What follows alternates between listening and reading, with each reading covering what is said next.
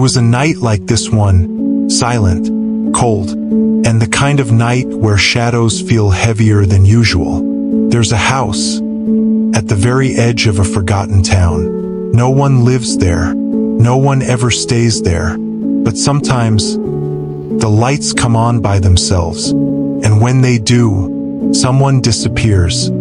3 friends were driving back from a late-night trip. The road was empty. The air smelled of rain. But when their car broke down, they noticed it. An old, 2-story house at the end of the road.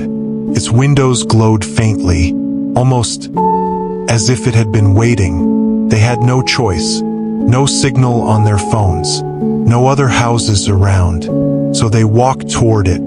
The door opened before they even touched it. The house was too quiet. The air inside was colder than outside, and yet a faint sound echoed from upstairs. A whisper, soft, broken, almost like a child repeating the same word. Leave, leave, leave. The friends exchanged nervous glances, but when they tried to step back, the door slammed shut behind them. Locked, no handle. The only way was forward. They entered the living room. The furniture was covered in white sheets. Dust clung to the air, but the sheets weren't still. Something underneath them moved. One of the friends, Daniel, pulled a sheet off. There was no chair, no sofa, just a dark figure sitting perfectly still, its face hidden. When he dropped the sheet in shock, the figure was gone, but its voice lingered. You shouldn't be here.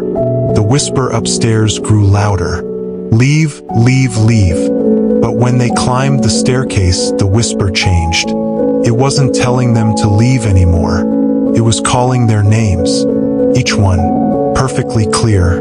They froze, because none of them had introduced themselves in that house. How did it know their names? The second friend, Maria, panicked. She ran back down the stairs, but the staircase had changed. The steps stretched endlessly down into darkness. No bottom, no way back.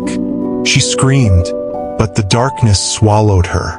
Her voice cut off instantly. The 2 left could only hear her faintly from inside the walls, whispering, "Help me, help me."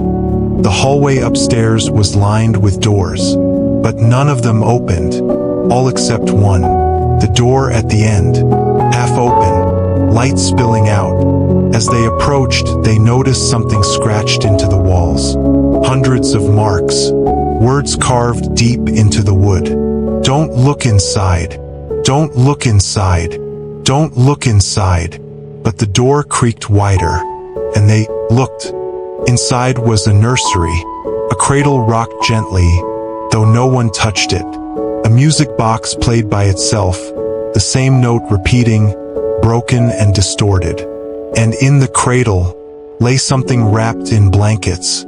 The last friend, Jacob, whispered, "It's just a baby." But when he reached to touch it, the blankets sank in, empty, and then the cradle began to shake violently. The music box snapped shut, and the rocking stopped. Slowly, both of them looked up. Something stood in the corner, tall, pale, its eyes black pits that swallowed the light. It didn't move, it didn't breathe, but its mouth opened, far too wide, and the voice of Maria spilled out, "Help me, help me." The remaining 2 ran for the door, but the hallway behind them was gone. Only walls. The house had shifted. It didn't want them to leave.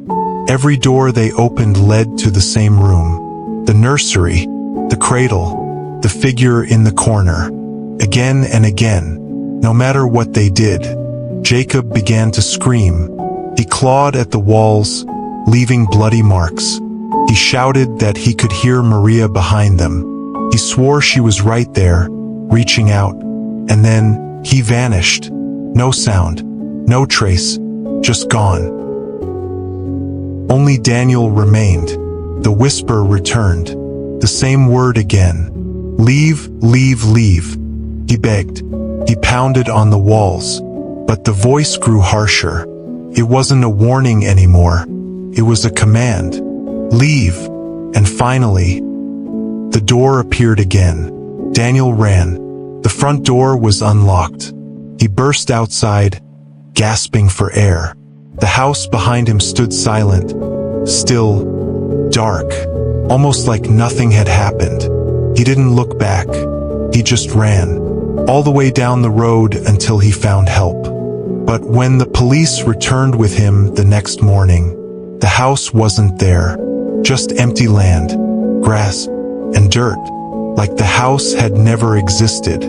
Daniel never spoke of it again, but weeks later he disappeared too. His car was found abandoned by the same stretch of road. Door open, engine running, and on the seat was a scrap of paper. One word written over and over. Leave.